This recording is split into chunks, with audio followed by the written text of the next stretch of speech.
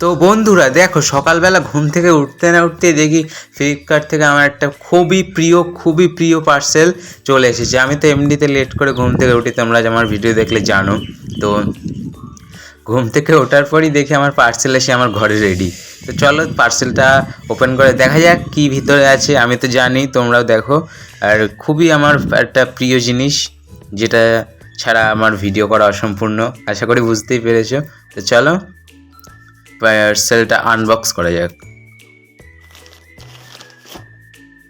পার্সেলটা এত শক্ত, আমি আনবক্সই করতে পারছি না, মানে এক হাতে ফোন ধরে আছি আর এক হাত দিয়ে খোলাই যাচ্ছে না।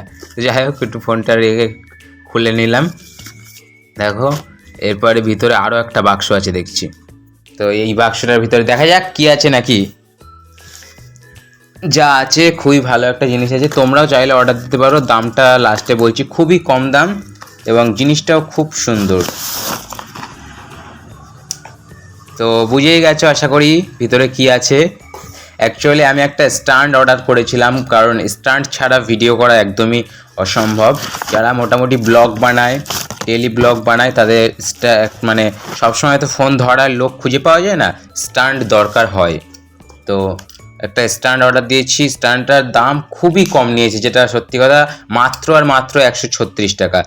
কিন্তু ফ্লিপকার্টে তোমরা যদি দেখো, এর দাম পড়ে যাবে ঠিক 239 টাকা বা 250-300 টাকা। তাই আমি বলবো তোমরা অবশ্যই ফ্লিপকার্ট ছেড়ে শপসি বা মিশো থেকে অর্ডার করবে, অ্যামাজন থেকে। কারণ ফ্লিপকার্টে একটু আমি দেখেছি অনেক জিনিসেরই দাম বেশি বলে, যেখানে শপসিতে মানে 100 টাকা, সেটা ফ্লিপকার্টে হয়তো 200 টাকা, মানে ডবল দাম হয়ে যায়। তাই তোমরা চেষ্টা করবে মানে শপসি বা মিশো থেকে নেওয়ার, ফ্লিপকার্টটা অ্যাভয়েড করার চেষ্টা করবে। তো জিনিসটা সত্যি খুব ভালো এসেছে, একটু নরম ছিল তো টাইট করে নিলাম, বেশ ভালো। অনেকটা লম্বা হচ্ছে, লং হচ্ছে, আর কালকে ভিডিও করেছি, মোটামুটি ভালো। 136 টাকায় যা দিয়েছে। আর স্ট্যান্ডের কোয়ালিটিটা খুবই গুড কোয়ালিটি আছে।